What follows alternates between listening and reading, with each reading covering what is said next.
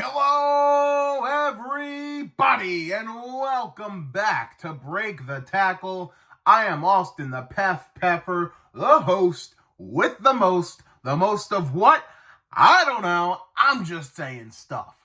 Which apparently the football gods are also just saying stuff, because what is going on? The NFL this year in the first 2 weeks has been almost unpredictable at this point, because teams that you think should be 2-0 or 0-2, and teams that you think should be 0-2 or 2-0, and it just does not make sense at all. So this is another edition of the PEF 10, the top 10 teams going into week number 3, and there's been a huge shakeup. If you remember last week's list, the Chiefs were at 1, the Niners at 2, Lions at 3, Eagles at 4, Texans at 5, Ravens at 6, Cowboys at 7, Bills at 8, Rams at 9, and Dolphins at 10. Almost half of these teams are different now. Like, it was that wild of a week. There are a lot of teams dropping, a lot of teams rising. Let's get right into the list. Starting at number 10, where I have the LA Chargers making it into the PEF 10. Now, yes, they beat the Panthers, but they also beat the Raiders week 1, and the Raiders, they got a pretty impressive win this week, so maybe they're better than we thought. The Chargers just have that recipe where they're just going to run the ball down your throat and make you suffer in agony. They're just that old school football team that's just going to make you suffer. They got the recipe, man. They got it down. Right now, they look like, it's early, but they look like they should be a playoff team.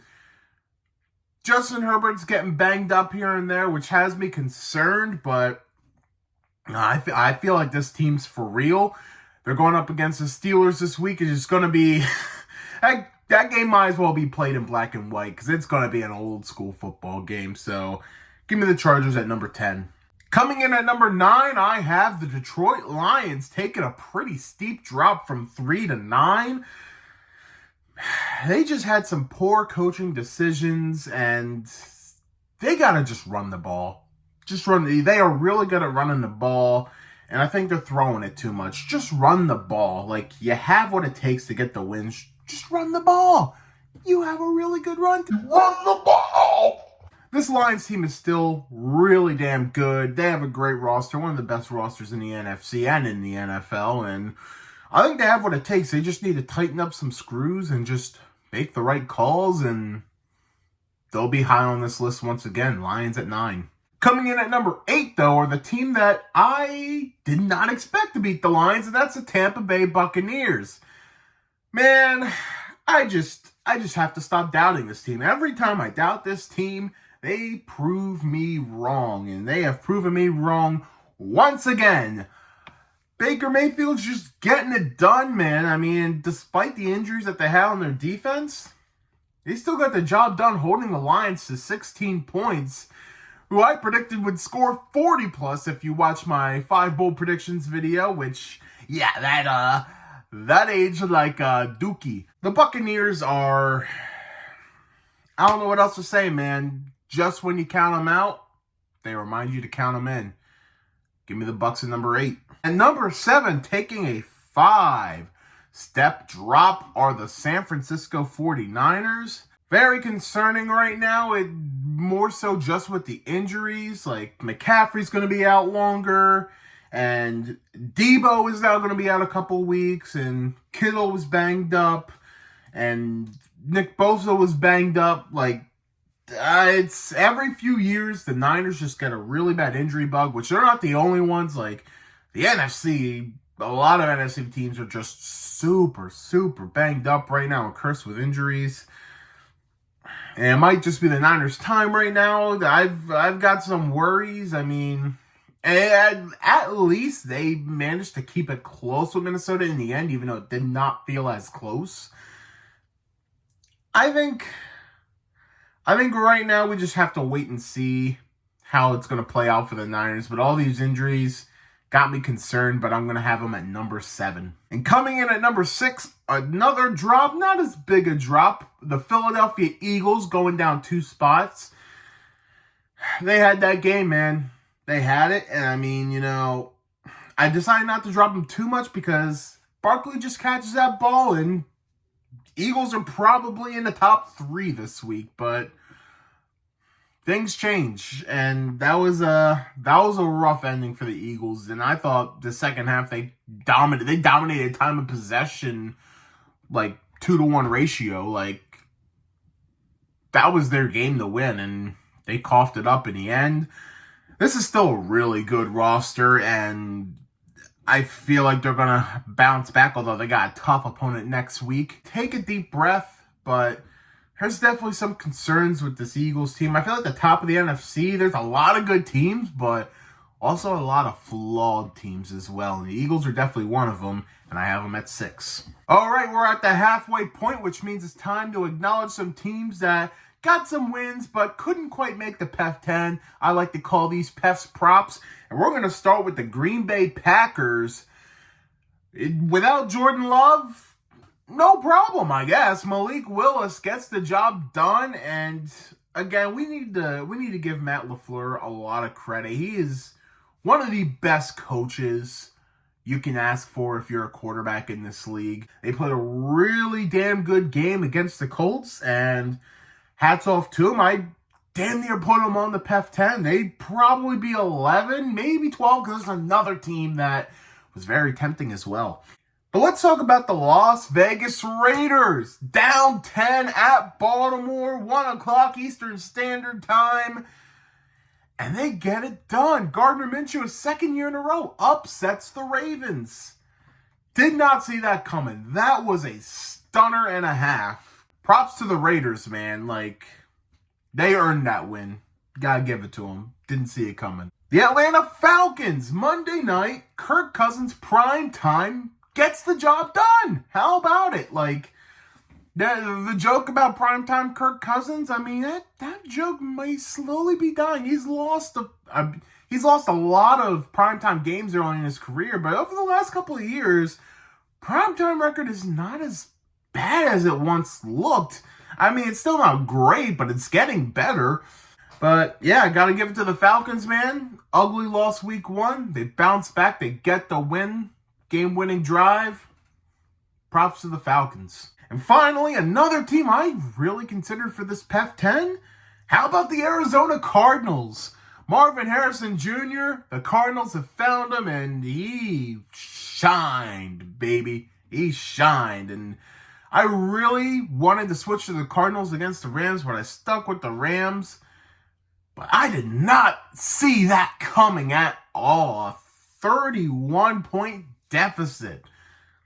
That was insane, man. Like, Cardinals offense is deadly. And I'll say what you want about Kyler Murray, but when he's on his game, he is on his game. Cardinals are going to be a very fun team to watch this year, and maybe even a sneaky wild card contender. So props to the Arizona Cardinals. Alrighty. Time for the top 5 of the PEF 10, starting at number 5, a new team on this list. A team I did not expect to ever make the PEF 10 this year. Well, one of 2 teams. I'll get to that other one. Give me the Minnesota Vikings at number 5. Wow. I thought Sam Darnold would have a better year than people expected, but I did not expect this. He's leading this team to wins. I mean, a win over the Niners, didn't see that coming at all. And yeah, the stats came out how the Niners haven't won in Minnesota since the merger, but still, like, that was insane. A 97-yarder to Justin Jefferson. Like, this is a surprising entry here. The defense, Brian Flores has got that defense going, man. Like, this Vikings team, I didn't have high expectations for them, but maybe we should keep our eyes on them because they are looking impressive 2 weeks in. So Vikings at number 5. But this, number 4, oh my God, I am eating some crow. I am eating some crap because I had them as a 3-win team this year in my predictions. But holy hell, the New Orleans Saints have proved me wrong more than any team. Oh my God! If you say that you saw this coming, you're a liar. Be honest with yourself. Nobody expected this out of the Saints. I mean, okay, Panthers scoring 40 points on them. All right, hats off to you, but it's the Panthers. They did it against the Cowboys. How? The addition of Clint Kubiak at offensive coordinator may be one of the greatest additions we've seen in NFL history, because back-to-back 40-plus point performances. Derek Carr is looking better than ever, which, I mean, I've always loved Derek Carr, so I'm definitely happy to see that. They got a game against the Eagles next week. Very intriguing watch. I gotta say, I got my eyes on the Saints now. You have my attention. Saints at number 4. Can't believe I am saying that. Coming in at number 3 are the Houston Texans. Getting another win, 2-0. They defeat the Bears. Feel like they should have beaten them a little more, but you know what? Is what it is. They got the win, and they are a top 3 team in my opinion. Very young CJ Stroud. He is going to be one of the top quarterbacks of the future, and not much else to say, man. This Texans team, I think they're going to be a problem for a lot of teams in the AFC. Texans at 3. At number 2, and probably aside from the teams that, weren't even on this list, my biggest rise of the week are the Buffalo Bills at number 2. Absolute destruction on Thursday Night Football. They made the Dolphins look sad. And just when we count these Bills out, man, they remind us that they are here to stay. Josh Allen is here to stay, and James Cook, they got themselves a running game. They got themselves a running back. So this is a good week if you're a Bills fan, and I got them at number 2 on the PEF 10. And coming in at number 1, take a guess. Who do you think's number 1? Of course, it's the Kansas City Chiefs. And now they got outplayed by the Bengals. Let's not take anything away from that. A slight prop to the Bengals, despite being 0-2. They played a damn good game against Kansas City and probably should have won that. But hey, they're the new Patriots, man. Maybe a little more exciting version of the Patriots, but they make some big plays and maybe a little assistance from the Zebras. But the Chiefs are here to stay. They are the new dynasty, and they're not going anywhere. Not easily, at least. So Kansas City Chiefs are number 1 once again on the PEF 10. Jumping back on because I wanted to add something I forgot to mention. They're going to be without Isaiah Pacheco for a while. Fractured fibula, and also they're going to be without Hollywood Brown for longer than they expected. So there's definitely some opportunities for teams to jump ahead of them, but despite those injuries, it's hard not to stick with Kansas City at number 1. All right, let's recap. Here is the PEF 10 going into week 3. At number 10, the Chargers. At number 9, the Lions. Number 8, the Buccaneers. Number 7, the 49ers. Number 6, the Eagles. Number 5, the Vikings. Number 4, the Saints. Number 3, the Texans. Number 2, the Bills. And number 1, the Kansas City Chiefs. And that is going to do it for the PEF 10 this week. Thank you all so much for watching this video. Be sure to check out some of our other videos here on Break the Tackle. We also got a Facebook page. Give that a follow and a like. We have an Instagram page at break.the.tackle. Be sure to check that out as well. And be sure to subscribe, like the video, and check out all our other videos once again here on Break the Tackle on YouTube. Thank you all so much for watching Break the Tackle. We love football. We talk football.